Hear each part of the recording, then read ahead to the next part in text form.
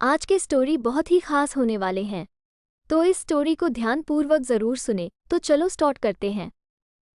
4 दिन बुखार की वजह से सुबह की सैर को नहीं जा पाए थे अविनाश जी। ऐसा लगता था जैसे 4 दिन नहीं 4 साल हो गए हों रागिनी को मिले हुए। आज सुबह की सैर को जाते हुए अविनाश जी रजनीगंधा का फूल नहीं भूले। ये फूल रागिनी को बहुत पसंद जो थे। इन 2 सालों में रागिनी से रोज मिलकर बात करके वो एक जुड़ाव सा महसूस करने लगे थे। पत्नी का देहांत हुए लगभग 8 साल हो गए थे, पर ऐसा लगाव उन्होंने किसी के लिए महसूस नहीं किया था जितना वो रागिनी से करने लगे थे। उधर रागिनी के पति को गए हुए लगभग 17 साल हो गए थे। तब से अकेले वैधव्य काट रही थी। बेटा कोई था नहीं, लेटकर अपनी एकलौती बेटी के घर रह रही थी और अब अविनाश जी के साथ एक लगाव महसूस करने लगी थी। आज वो भी अपने दिल की बात अविनाश जी से कहने वाली थी और आज अविनाश जी भी ठान चुके थे कि आज वो किसी भी तरह रागिनी से अपने मन की बात कह देंगे। अब कोई रोके तो भी नहीं रुकेंगे। बेटे बहू बाहर रहते हैं कोई मतलब नहीं रखते, और बेटी तो वैसे ही खार खाई रहती है, बस सबकी नज़र उनकी संपत्ति पर है। सोचते हुए पाक गए तो रागिनी पहले से आई हुई थी।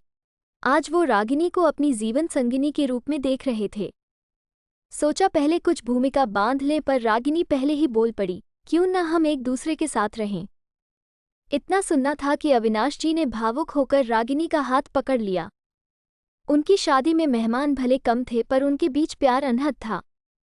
रात फिर रजनीगंधा के फूलों की खुशबू खिड़की से आ रही थी, पर आज अविनाश जी ने खींचकर खिड़की बंद नहीं की, बल्कि देर तक रागिनी का हाथ पकड़कर बैठे रहे।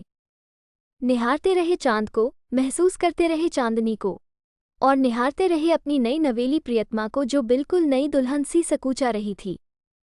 वैधव्य के लिबास में उन्होंने रागिनी के चेहरे पर कभी ऐसी लालिमा तो देखी ही नहीं थी। प्यार किसी भी उम्र में हो, इंसान के चेहरे पर एक लावण्य जरूर ले आता है और दिल तक पहुंचती है एक खुशी की लहर, जो आज अविनाश जी और रागिनी दोनों महसूस कर रहे थे। भले ही इस सुहागरात में दो जवां शरीर का मिलन ना हुआ हो, दो प्यार भरे दिल अवश्य मिल रहे थे। सुबह देखा उन्होंने गौर से रागिनी को, सिंदूर लगा माथा, आलता लगे पैर और आंखों में प्यार का अथाह सागर। सिंदूर का रंग प्रेम और समर्पण से और भी गहरा हो जाता है, ये आज ही उन्होंने जाना था। समर्पण तो हृदय का हृदय से होता है, शरीर तो एक भूमिका मात्र निभाता है। जब रागिनी चाय लेकर पास आई तो किसी नए उतावले प्रेमी की तरह उन्होंने गहरा गुलाबी रंग उसके गालों पर मल दिए। बदले में रागिनी ने भी शरारत करते हुए अपने होली के रंग से रेंगे गाल उनके गाल से मल दिया। उसकी इस हरकत पर अविनाश जी भी नटखट हो गए। इन्हें देखकर कौन कह सकता था कि उम्र हो गई। प्यार इंसान को सदा जवां जो बनाए रखता है। ये थी एक नटखट होली। आज रागिनी को अपने वैधव्य के दिनों की कोई याद नहीं थी। वो जब भी अविनाश जी से कृतज्ञ होकर कहती, आपने मुझे सधवा बना दिया, तो वो हंसकर कहते, हम दोनों सधवा बन गए।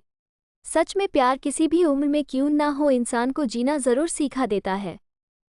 ये स्टोरी आपको कैसा लगा कमेंट में ज़रूर बताना। अगर आपको अच्छा लगा तो मेरे चैनल को लाइक शेयर सब्सक्राइब ज़रूर करें। मिलते हैं नेक्स्ट वीडियो में, तब तक के लिए बाय।